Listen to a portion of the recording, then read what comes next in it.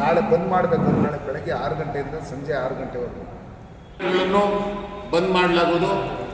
ಯಾವುದೇ ವೆಹಿಕಲ್ಸ್ ಕೂಡ ತಾಲೂಕಿನಾದ್ಯಂತ ಓಡಾಡ್ದಿನ ಬಂದ್ ಮಾಡಲಾಗುವುದು.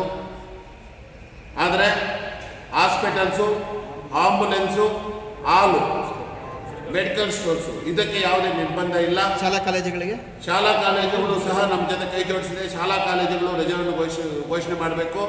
ಮತ್ತು APMC ಮಾರ್ಕೆಟ್ ಸಂಪೂರ್ಣವಾಗಿ ಬಂದಾಗಿರುತ್ತೆ. ಯಾವುದೇ ರೈತರು ಮಾವಿನಕಾಯಿನೂ ಟೊಮೆಟೊಕಾಯಿನೂ ಕೀಳೋದಿಲ್ಲ. ನಾಳೆ ಸಂಪೂರ್ಣವಾಗಿ ಬಂದಿರುತ್ತದೆ.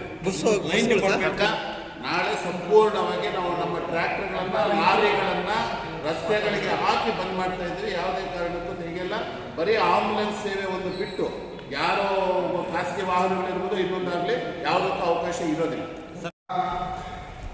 ಶ್ರೀನಿವಾಸಪುರ ತಾಲೂಕು ಮತ್ತು ಕೋಲಾರ ಜಿಲ್ಲೆಯ ಎಲ್ಲ ಮಾವು ಬೆಳೆಗಾರ ಸಂಘದ ಅಧ್ಯಕ್ಷರು, ಪ್ರಧಾನ ಕಾರ್ಯದರ್ಶಿಗಳು, ಎಲ್ಲ ರೈತ ಪರ ಸಂಘಟನೆಗಳು, ಕನ್ನಡ ಪರ ಸಂಘಟನೆಗಳು, ವಿವಿಧ ಮಾಲಿ ಸಂಘಟನೆಗಳು ಎಲ್ಲರೂ ಒಟ್ಟಿಗೆ ಸೇರಿ ಭಾರತೀಯ ಜನತಾ ಪಾರ್ಟಿ ಎಲ್ಲ ಪಕ್ಷದ ಮುಖಂಡರುಗಳು ಒಟ್ಟಿಗೆ ಸೇರಿಕೊಂಡು ಇವತ್ತು ಏನು ನಾಳೆ ಬಂದ್ ಮಾಡಬೇಕು ಅಂತೇಳಿ ಮೀಟಿಂಗನ್ನು ಕರೆದಿದ್ದರು. ಇದು ಯಶಸ್ವಿಯಾಗಿ ಎಲ್ಲರೂ ಒಪ್ಕೊಂಡು, ವರ್ತಕರಿಂದ ಹಿಡಿದು ಪ್ರತಿಯೊಬ್ಬರನ್ನು ಒಪ್ಕೊಂಡು ನಾವೆಲ್ಲ ಇದಕ್ಕೆ ಸಹಕಾರ ಕೊಡ್ತೀರಿ.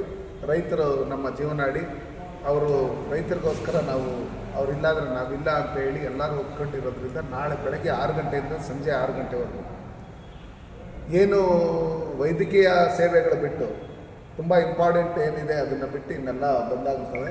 ಎಲ್ಲ 5 ಸರ್ಕಲ್ಗಳು ಬಾರ್ಡರ್ಸ್ ಏನಿದೆ ಅದನ್ನೆಲ್ಲ ಬಂದ್ ಮಾಡೋದ್ರ ಮುಖಾಂತರ ರಾಜ್ಯ ಸರ್ಕಾರ ಕರ್ನಾಟಕ ರಾಜ್ಯದಲ್ಲಿ ಯಾವ ರೀತಿ ಆಂಧ್ರದಲ್ಲಿ ಬೆಂಬಲ ಬೆಲೆ ಘೋಷಣೆ ಮಾಡಿದ್ದಾರೆ, ಮತ್ತು 8 ರೂಪಾಯಿಗೆ ರೇಟ್ ತಗೋಬೇಕು ಅಂತ ಹೇಳಿ ಫ್ಯಾಕ್ಟ್ರಿಗಳಿಗೂ ಆದೇಶ ಮಾಡಿರೋದ್ರಿಂದ ಅದೇ ರೀತಿಯಲ್ಲಿ ನಮ್ಮಲ್ಲೂ ಮಾಡಬೇಕು ಮತ್ತು ಬೆಂಬಲ ಬೆಲೆ ತುರ್ತಾಗಿ ಘೋಷಣೆ ಮಾಡಬೇಕು ಅಂತೇಳಿ ನಮ್ಮ ಜಿಲ್ಲಾಧ್ಯಕ್ಷರು ಎಲ್ಲ ಮಾವು ಬೆಳೆಗಾರರು, ರೈತರ ಇದೊಂದು ಒಕ್ಕಲಿನ ಒತ್ತಾಯ ಇದೆ.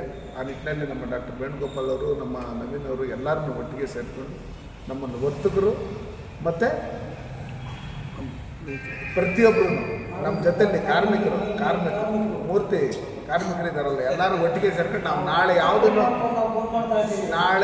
ನಾವು ಯಾವುದೇ ರೀತಿಯಾದಂಥ ಮಾವು ಇನ್ನೊಂದು ಮತ್ತೊಂದು ತುಂಬೋದು ಏನು ಕೆಲಸ ಮಾಡಲ್ಲ. ನಾವು ನಿಮ್ಮ ಜೊತೆ ನಿಂತಿರಿ ಅಂತ ಹೇಳಿರೋದ್ರಿಂದ ಕೂಡಲೇ ಸರ್ಕಾರ ಇದ್ರ ಬಗ್ಗೆ ಎಚ್ಚೆತ್ತುಕೊಂಡು ಬೆಂಬಲ ಬೆಲೆ ಘೋಷಣೆ ಮಾಡಬೇಕು. ತದನಂತರ ನಾವು ಜಿಲ್ಲಾಧ್ಯಕ್ಷರು ಮತ್ತು ನಮ್ಮ ಪ್ರಧಾನ ಕಾರ್ಯದರ್ಶಿಗಳು ಎಲ್ಲ ಮಾವು ಬೆಳೆಗಾರನ ಒಟ್ಟಿಗೆ ಜೊತೆಲಿ ಕರ್ಕೊಂಡು ಎಲ್ಲ ಮುಖಂಡಗಳನ್ನು ನಮ್ಮ ರಾಜ್ಯದ ಅಧ್ಯಕ್ಷರಾದಂಥ ವಿಜೇಂದ್ರಣ್ಣವರು, ವಿರೋಧ ಪಕ್ಷದ ನಾಯಕರಾದಂಥ ಅಶೋಕಣ್ಣವರು ಮತ್ತು ವಿಧಾನ ಪರಿಷತ್ನ ವಿರೋಧ ಪಕ್ಷದ ನಾಯಕರಾದಂಥ ಚಲವಾದಿ ನಾರಾಯಣಸ್ವಾಮಿಯವರು, ನಮ್ಮ ಹಿರಿಯ ಮುಖಂಡರುಗಳು ಕೇಂದ್ರದಲ್ಲಿರ್ತಕ್ಕಂಥ ಸಚಿವರುಗಳಿಗೆ ಈ ವಿಷಯನ ತಿಳಿಸಿ, ಈಗಾಗಲೇ ಮೊನ್ನೆ ನಾವು ಕೇಂದ್ರ ಕೃಷಿ ಸಚಿವರಿಗೆ ನಾವು ಮೆಮೊರಾಂಡಮ್ ಕೊಟ್ಟಿರೋದ್ರಿಂದ ಇದಕ್ಕೆ ಏನು MSP ಇದೆ, ಏನು ಮಿನಿಮಮ್ ರೇಟ್ ಫಿಕ್ಸ್ ಮಾಡಬೇಕು, ಮತ್ತು GST ಏನು ಕಡಿಮೆ ಮಾಡಬೇಕು, ಮತ್ತು ಮಧ್ಯಾಹ್ನದ ಊಟ ಏನು ನಮ್ಮಲ್ಲಿ ಕೊಡ್ತಾ ಇದ್ದೀರಿ ಅದರಲ್ಲಿ ನಮ್ಮ ಮಾವು ಬೆಳೆಗಾರದ ಜ್ಯೂಸ ಇನ್ನೊಂದು ಮತ್ತೊಂದು ಮಕ್ಕಳಿಗೆ ಕೊಡಬೇಕು, ಮತ್ತು ಇಲ್ಲಿ ಪಲ್ಪ್ ಫ್ಯಾಕ್ಟ್ರಿಗಳನ್ನು, ಫುಡ್ ಪ್ರೊಸೆಸ್ ಯೂನಿಟ್ಸ್ನ ನಮ್ಮ ಮಾವಿಗೆ ಸಂಬಂಧಪಟ್ಟಂಗೆ, ತರಕಾರಿಗಳಿಗೆ ಸಂಬಂಧಪಟ್ಟಂಗೆ ಫುಡ್ ಪ್ರೊಸೆಸ್